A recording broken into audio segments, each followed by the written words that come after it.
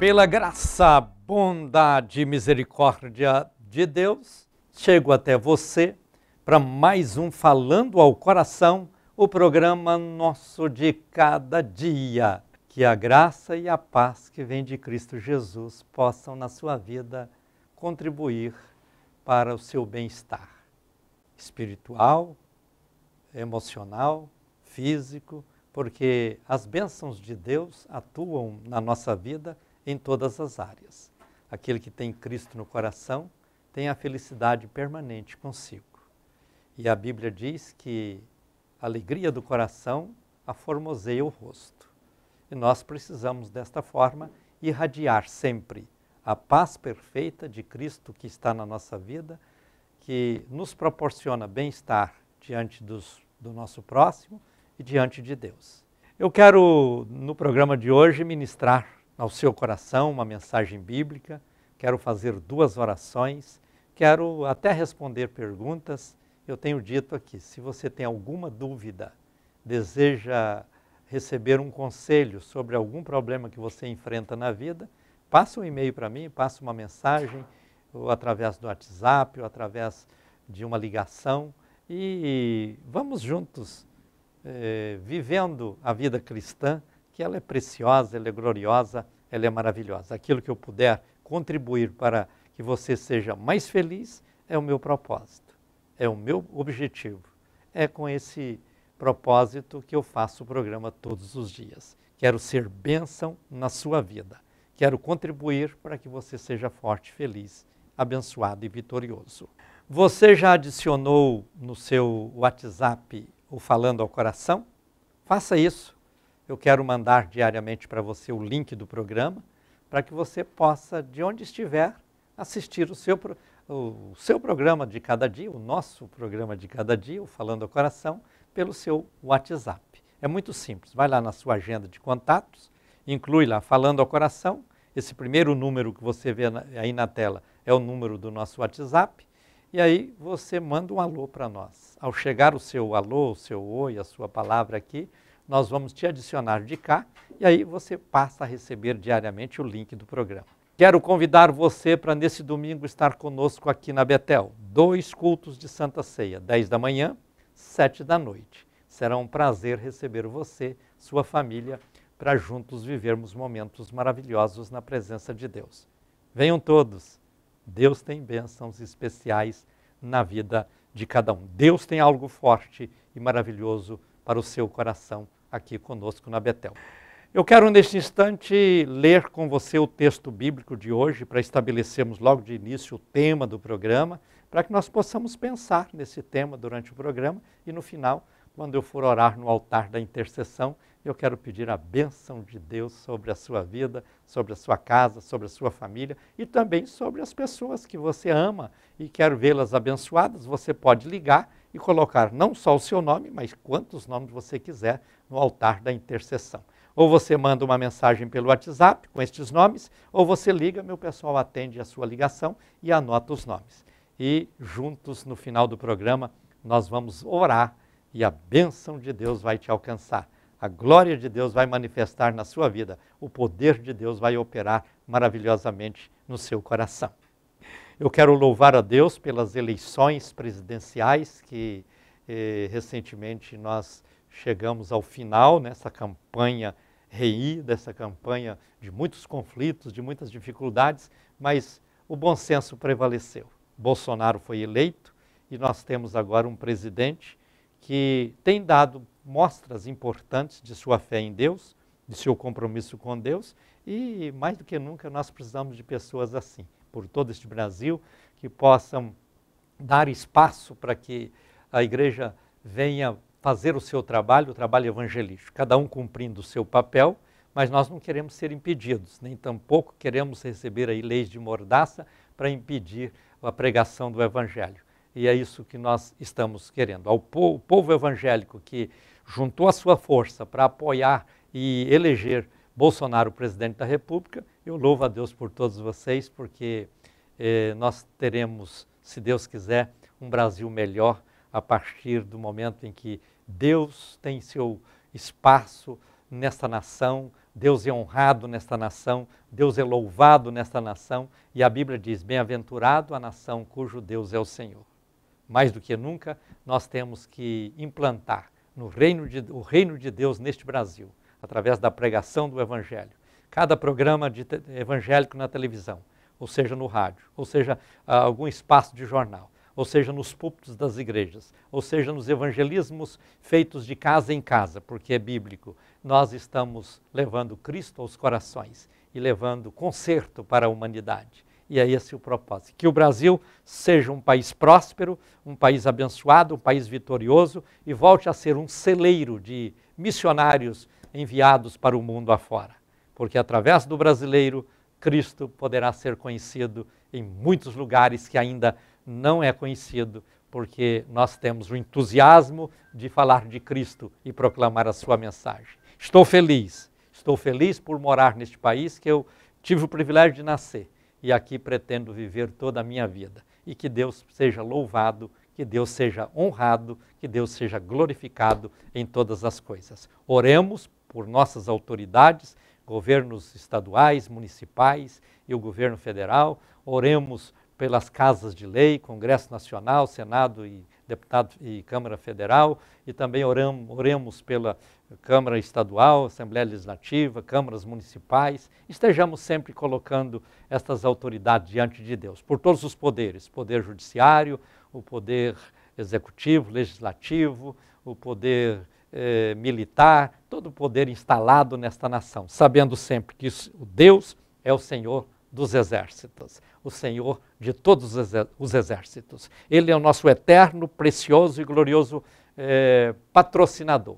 E aí nós louvamos porque estamos debaixo desse patrocínio maravilhoso de Deus, o Criador dos céus e da terra. Deus é forte, Deus é maravilhoso, Deus é poderoso. Leiamos Jonas capítulo 1, versículos 1 e 2.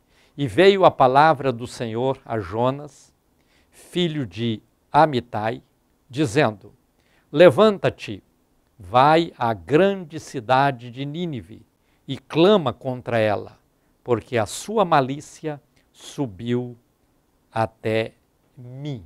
Veja, Jonas é um profeta de Deus que tinha como objetivo no seu ministério ser um canal de bênçãos na vida de pessoas, e ele recebe esse mandado de Deus para ir até a cidade de Nínive, mas ele enfrenta dificuldades ou cria dificuldades para cumprir esta missão de Deus na sua vida. Nós precisamos sempre entender que, como cristãos que somos, nós temos uma missão. A missão de levar paz onde há guerra. A missão de levar alegria onde há tristeza. A missão de levar saúde onde há enfermidade. A missão de levar salvação onde há perdição. A missão de levar perdão onde há conflito instalado. Esse é o nosso propósito. Essa é a nossa missão. E Deus chama Jonas para uma missão especial, que era a missão dele. E diz, vai a Nínive e lá prega a minha palavra.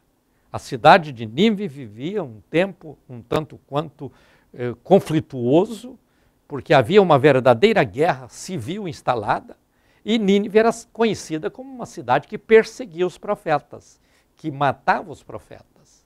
Diante deste impasse de receber a missão para pregar num lugar onde havia um conflito instalado e que era um povo hostil à pregação da palavra de Deus, Jonas ficou um tanto quanto dominado pelo medo e titubeou no cumprimento daquela missão. Cumpro ou não cumpro? Vou cumprir esta missão e morrer ou vou deixar de cumpri-la e continuar vivo? Esse conflito ficou instalado em sua mente. Nós precisamos sempre entender que Deus precisa ser obedecido sem ser questionado, porque Deus sabe todas as coisas. E Ele, quando envia alguém, Ele vai junto para dar a proteção, a cobertura que for necessária, para que a missão possa ser cumprida. Mas o Jonas não entendeu assim. E ele então, ao invés de ir para Nínive, ele tomou outro rumo. Ele quis dizer assim, o propósito de Deus é que eu vá ser bênção. Então, eu posso ser bênção em Nínive, mas também posso ser bênção em Tarsis. E Tarsis é uma cidade mais hospitaleira, Tarsis é uma cidade mais tranquila, mais ordeira. Eu vou cumprir a missão em parte e vou para Tarsis. E vocês conhecem a história. Jonas desce para o porto. No porto, ele desce para dentro do navio. De dentro do navio, ele desce para o porão do navio. Veio aquela tempestade e ele foi escolhido para ser jogado fora do barco por causa da tempestade. Aí ele desce para o fundo do mar. No fundo do mar, ele desce para o ventre do peixe.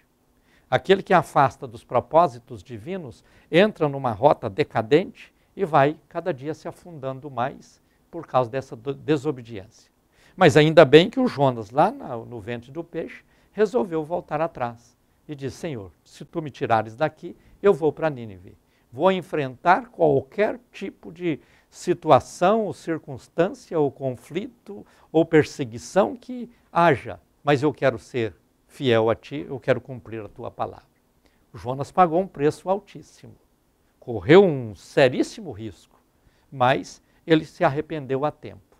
E aí sai aquele peixe, é ordenado por Deus que joga-o de volta fora das águas e ele sai daquele lugar e vai para Nínive. E lá, quando chega em Nínive, para sua surpresa, o coração daquele povo já estava quebrantado por Deus. E aí ele pôde percorrer toda a cidade pregando a palavra do arrependimento, pregando a palavra de Deus, e Deus o usou de maneira especial, que toda aquela cidade, começando do rei até a pessoa mais simples, passando por todos os animais, todos entraram num processo de jejum, de arrependimento e de mudança para que a bênção de Deus prevalecesse naquele lugar. Então, olha, eu quero deixar esta palavra com você nesta manhã, dizendo o seguinte, ao invés de murmurar, ao invés de reclamar, ao invés de desobedecer, ao invés de revoltar contra alguma oportunidade que Deus lhe dá para cumprir uma missão, diga: eis-me aqui, eu estou pronto para fazer a tua vontade, eu estou pronto para cumprir a missão que o Senhor me dá, eu estou pronto para ir onde for necessário e levar a tua palavra em cada coração. Eu vou parar um pouco aqui nesta reflexão bíblica, mas volto daqui a pouco, porque eu tenho um segundo aspecto desta mensagem para compartilhar com você e tenho certeza vai contribuir ainda mais para que você seja edificado, fortalecido e abençoado. E tem inclusive aquela história que você gosta de ouvir para contar para você. Fica ligado, não saia daí, pega esse controle remoto, coloca longe de você, porque Deus tem muitas bênçãos no programa de hoje ao seu coração. Quero neste instante orar pedindo a Deus a bênção dos céus na vida de todos vocês que contribuem com o programa. Saibam que, para mim, apresentar este programa é um privilégio. Mantê-lo no ar é um desafio. E eu gostaria de ter você me ajudando nesse desafio, para que juntos possamos levar a palavra de Cristo aos corações e levar fé, esperança e vitória a cada vida.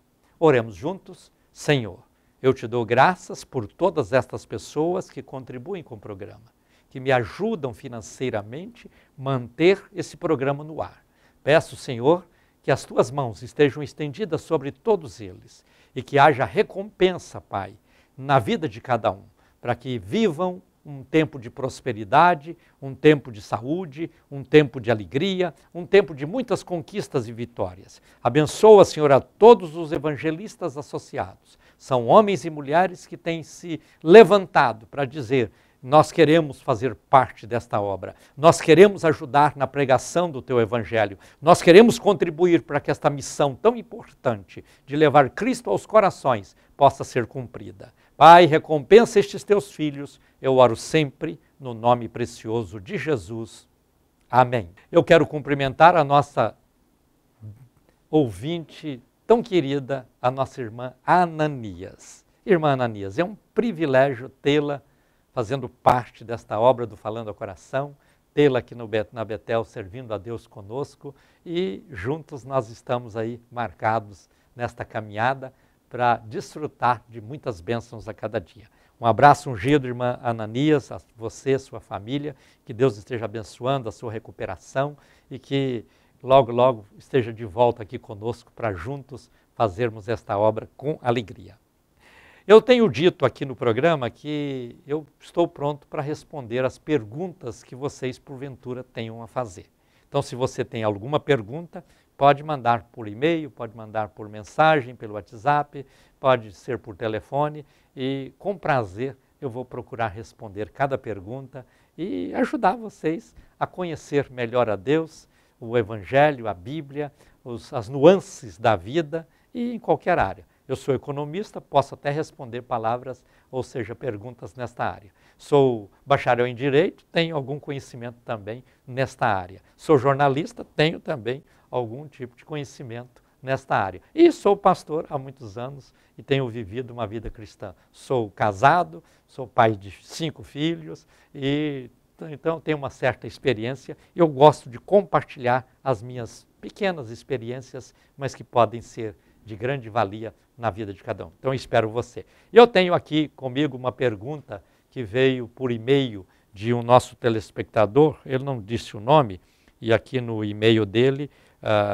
o nome está assim só em letras, ou seja, ele pôs só as iniciais e pôs o número 2. Mas a pergunta dele, ele começa dizendo: bom dia, pastor. Gosto muito de ouvir suas pregações na TV, te considero um pastor muito inteligente e sábio, nem tanto, né? Para interpretar a Bíblia.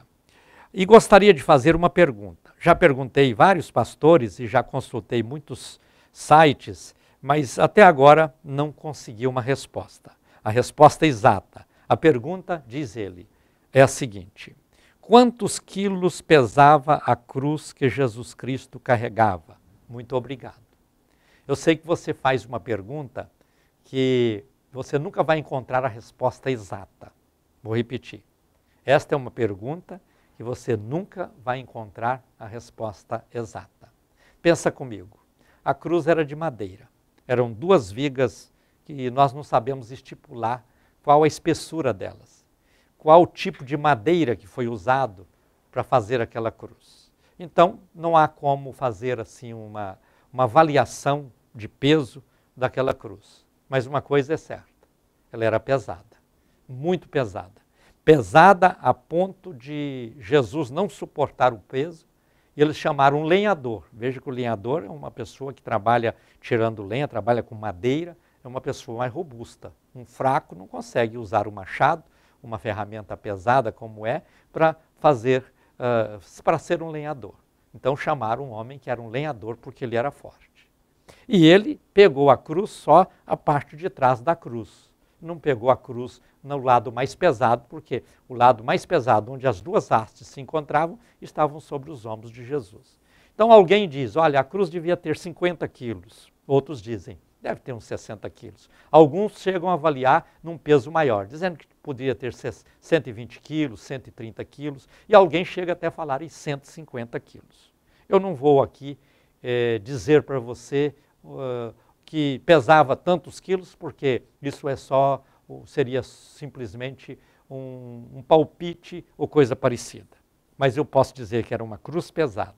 Pesada pelo que ela era, como madeiro, mas pesada muito mais ainda pelo que ela representa.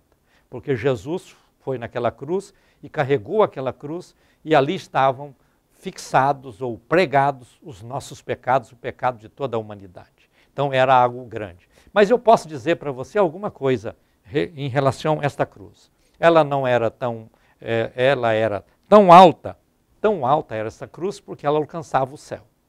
E alcançando o céu, ela nos abria uma porta. A porta para que, quando terminar nossa carreira aqui, possamos morar com Cristo na eternidade. Ele mesmo disse, vou preparar lugar. Jesus foi preparar lugar para aqueles que servem a Ele aqui, porque Ele pôde ir numa cruz e ali morrer por todas estas pessoas. Esta cruz era tão profunda, mas tão profunda, que ela alcançou o inferno, de forma que Jesus desceu no Hades e tomou de lá, nas mãos de Satanás, as chaves do inferno e da morte, para que o inferno não tivesse autoridade na vida daqueles que creem em Deus, que confiam no Senhor.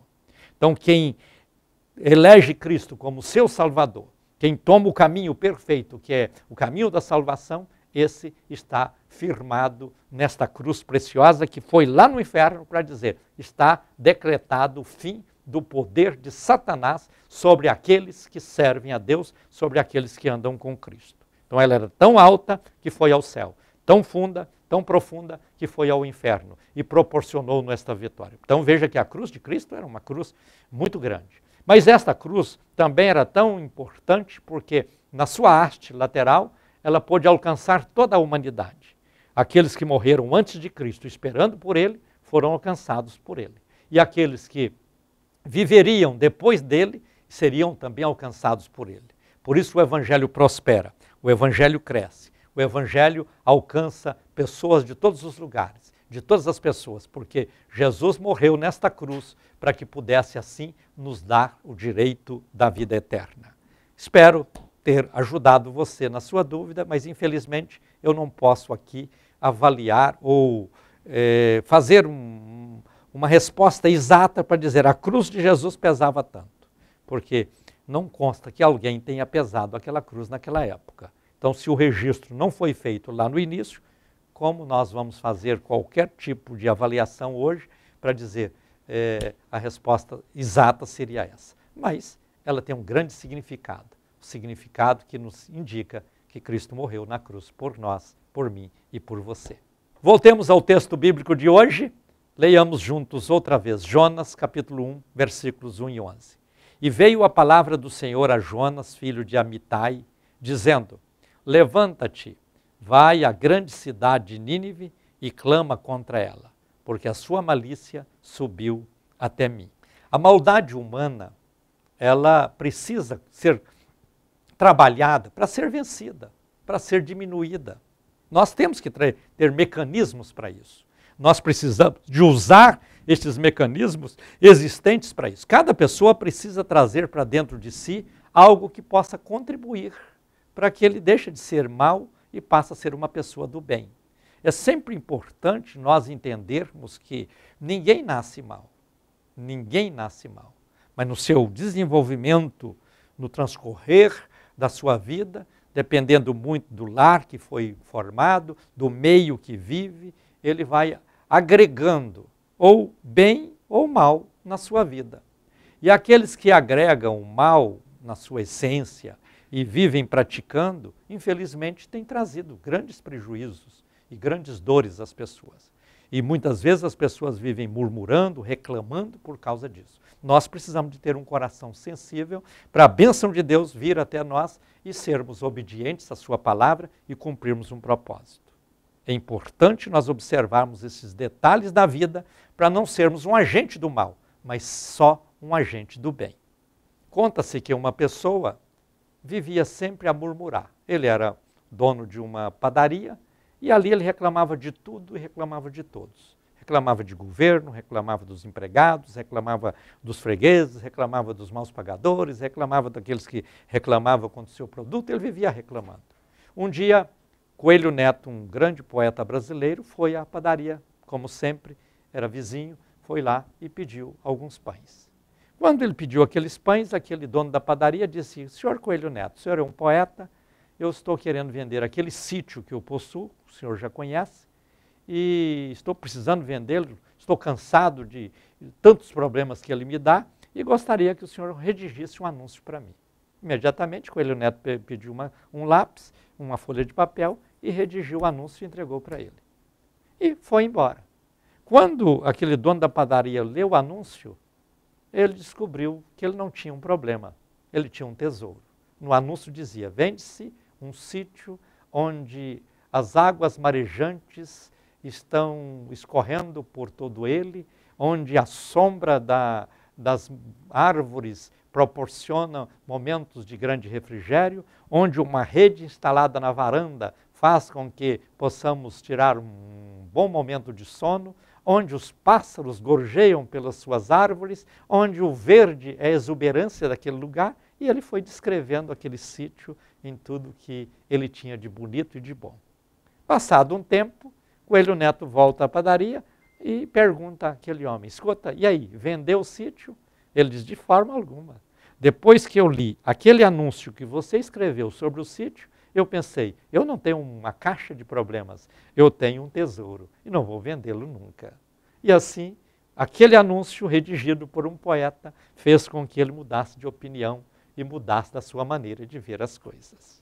Quantas vezes nós temos a tendência de ver as coisas que nos cercam só por um lado, o lado ruim, quando tem o outro lado, o lado bom.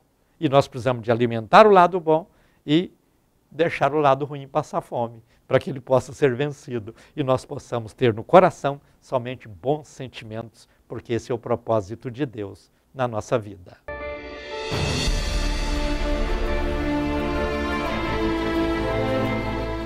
Quero agora ungir a minha mão, vou estendê-la no vídeo e vou pedir a bênção de Deus na vida de todos. Oremos juntos.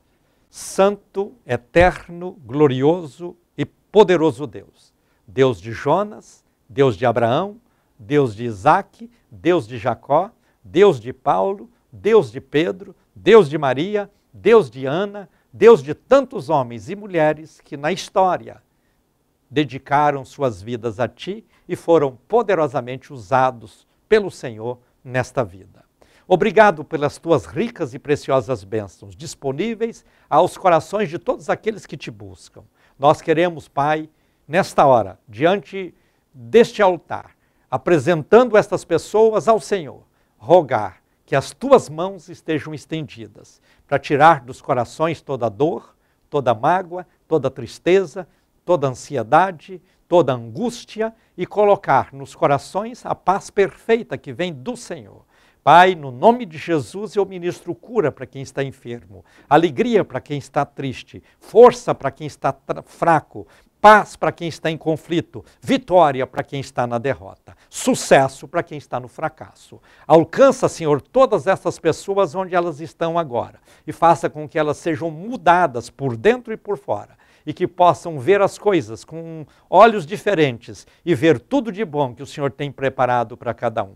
Pai, que cada um possa entender que há uma missão a ser cumprida e que ninguém venha ser como Jonas, que procurou desviar do cumprimento desta missão, mas que todos nós a cumpramos com alegria e sejamos bênção, assim como Jonas, depois de arrependido, foi a Nínive e transformou aquela cidade. Pai, se com todos estes teus filhos, eu oro sempre no nome de Jesus.